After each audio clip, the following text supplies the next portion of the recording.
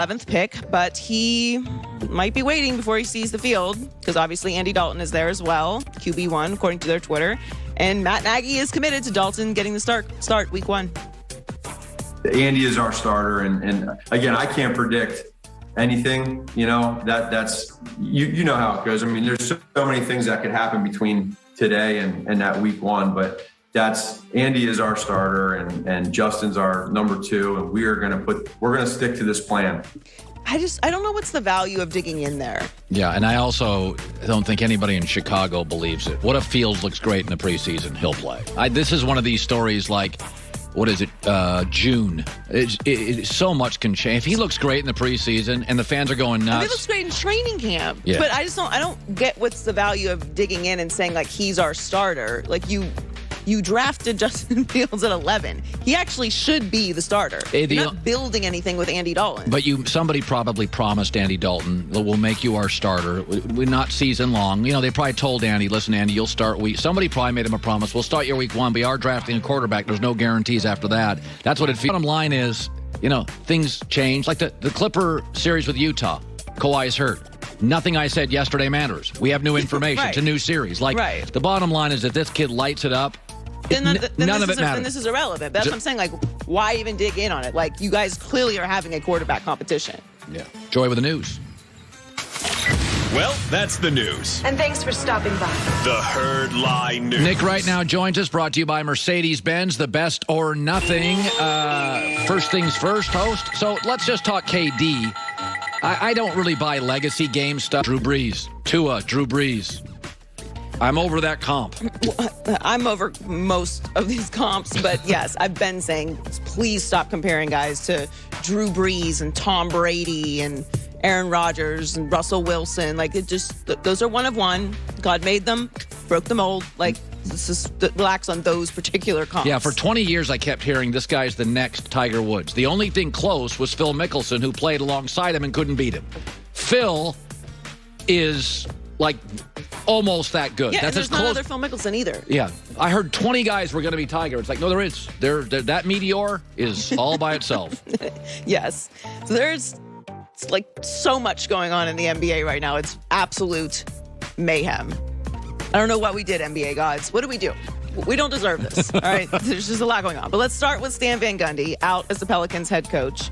After just one season with the team, he led them to a record of 31-41. Not good enough. Failed to reach the postseason or the play-in tournaments. He reportedly had a rocky relationship with several of the players. Yeah. Which contributed to the decision to let him go. That's kind of been Stan's thing. He struggled with Dwight Howard. He struggles with players, and this is not a league. You can struggle with your best players. And certainly not anymore. So now New Orleans will be looking for their third head coach in 3 years. They finished 13th in the West last year, 11th this year. Looking at this situation, though, my first thought was obviously Zion, because as I just mentioned, they'll be now looking for their third head coach. Yeah. But also, Ja Morant was in the playoffs this year with the Grizzlies. Yeah. They were 9th in the West last year, and he won Rookie of the Year. They beat the Spurs and the Warriors in the play-in tournament. Obviously lost in the first round, but they made it to the playoffs, and like that they're going to be compared. You're compared in that way. No question. They finished the Pelicans finished 13th last year and 11th this year, and Zion is doing what he's supposed to do. Like, Zion By the way, is delivering. Zion's been great, and Brandon Ingram, it's the best he's ever been, and Lonzo Ball had his best year. So you can't miss the playoffs by that gap. No. So they need to make major changes there, and they got to do it fast, because most players, as we know, don't turn down that first check.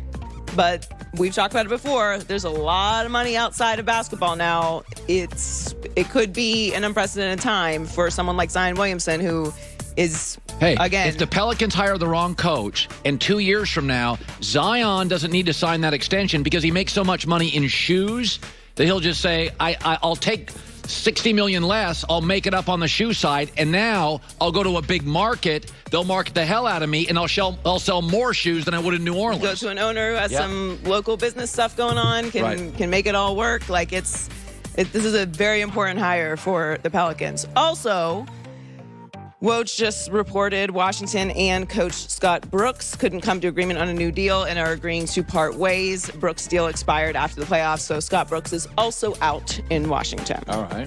So that's the coaching news. Chris Paul has entered the NBA's COVID-19 health and safety protocols and is sidelined indefinitely. Now, what is this? Feels like he'll be, once the series starts between the winner of the Clippers Jazz, they'll let him play, doesn't it? Well, they have protocols in place. So everyone is talking about the LeBron situation. And it so feels sketchy to me. I don't know what's happening here, but I'm trying to sleuth my way around and figure it out. But his isolation period is unknown so far. It could depend on the medical circumstance or if he's already vaccinated, because the isolation period for someone who is vaccinated might be much shorter than for someone who is not. I'm seeing from different, not official reports, but from different people that he is vaccinated. So then that's good. That might help for the time period. Yes. And of course, we don't know if he has tested positive or he's just been exposed. Now, we don't have any of that information. You can test people now to find out immediately if they have COVID. I've been tested. I get tested all the time. So I've been tested, I think, over 160 times. Okay, so it's like I saw this news and I'm like, give me a break. Let Chris Paul should be allowed to play. If he's vaccinated, they test him. Well, if he's only been exposed, but we don't know if he's tested positive. So we don't have any information. So which is, they need to kind of get this out there because this is total chaos. And of course, the way that series ended and he's playing the best basketball, you have to figure this out. So the Suns are currently waiting for the Jazz and Clippers series to end to find out who they're going to play. And so his availability for the series could be in jeopardy. So there's no official start date for the Western Conference Finals yet, because obviously we have to wait until that series ends. So if it goes to 7 games, it'll be played on Sunday. So that will likely push the start of the Western Conference Finals to the start of next week. So we don't know if he's going to miss any time yet, because we don't know what the situation is. Hopefully they get it sorted out and he's available to play. But it's just the worst possible news, disaster. So